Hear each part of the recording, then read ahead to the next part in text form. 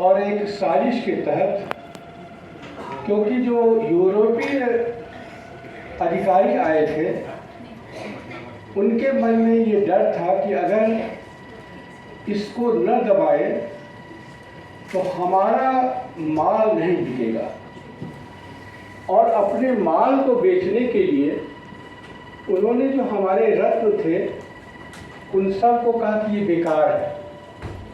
संस्कृत के जितने भी शास्त्र हैं, संस्कृत के दूसरी तरफ उन्होंने अपने लाभ के लिए उसका अनुवाद कराया। मैक्स मुलर ने करीब समझिए कि 2 लाइब्रेरी पुस्तकों से भर दिया था, अनुवाद के पुस्तकों से।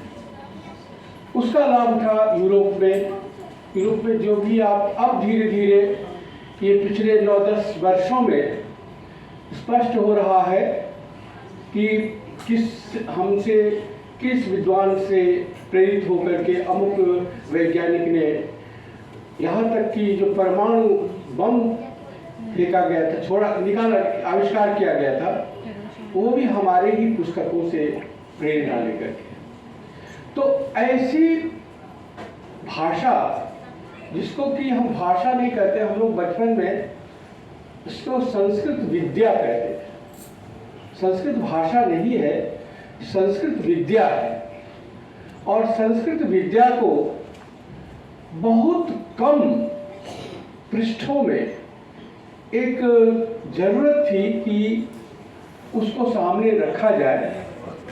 मैं सुरेश जी को बधाई देता हूँ और आभार भी व्यक्त करता हूँ कि उन्होंने एक संस्कृत की जो विशेषताएं हैं, आपको मैं बताऊं कि भाषा की परिपक्वता का इससे बढ़कर उदाहरण क्या होगा।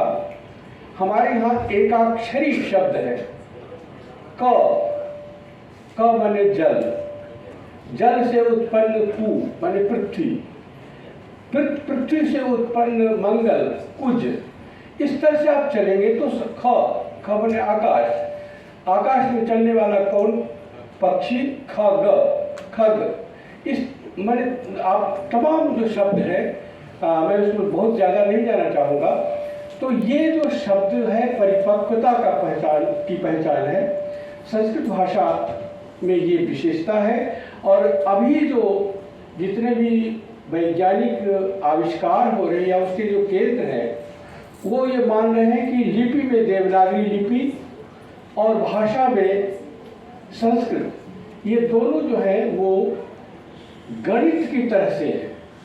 जैसे हिंदी में हम यहाँ पर जो बोलते हैं और पंजाब में जो बोलते हैं उसमें अंतर आ जाता है, लेकिन संस्कृत चाहे यहाँ बोलिए चाहे आप तमिलनाडु में बोलिए वही भाषा रहती है, उसमें कहीं परिवर्तन नहीं होता है। कर्मकांड इस भाषा को बचाने वाला रहा है। उससे हमारे जो उसके माध्यम से हम अपने पितरों को याद करते हैं, देवताओं को याद करते हैं। तो संस्कृत की जो ये विशेषता है, उस विशेषता के साथ साथ एक वैज्ञानिक जो इसके अंदर, ये केवल कर्मकांड की या शास्त्र पुराण की भाषा नहीं है, यह विज्ञान की भाषा है। और विज्ञान में जहाँ हम अभी नहीं पहुँचे हैं वहाँ तक पहुँचाने की भाषा ये है। अगर हम इस संस्कृत का अनुगमन करें, उसका अध्ययन करें, उसका मनन करें। मैं इसीलिए कह रहा हूँ कि सुरेश चौधरी जी ने जो ये काम किया है, ये एक तो पुस्तक बहुत ही, एक होता है कि संस्कृत के पुस्तकें ऐसा रहता है कि लगता है कि बस कहीं रख दिया जाए देवता के पास, वो नहीं है। ये भव्य, आप किसी उसमें आप ड्राइंग रूम में भी रख सकते हैं, ऐसी पुस्तक है। और दूसरी बात कि इसमें बच्चों के लिए, जो नई पीढ़ी है जो कि जानती नहीं कि हमारे पास हमारी छाती क्या है, हमारी विरासत क्या है, उस विरासत को कैसे संभाल करके इस एक छोटी सी पुस्तक में रख दिया है। अगर ये पुस्तक पढ़े कोई तो संस्कृत की जो विशेषताएं हैं उन विशेषताओं से वो परिचित हो जाएगा। और यही इस पुस्तक की सबसे बड़ी उपलब्धि है। मैं बार बार ये कहना चाहूँगा कि इस पुस्तक की मैं खुद आवश्यकता अनुभव करता था कि काश ऐसा होता कि हम इस तरह का कोई किताब लिख सकते, लेकिन ईश्वर ने जिससे लिखवाना था उससे लिखवाया।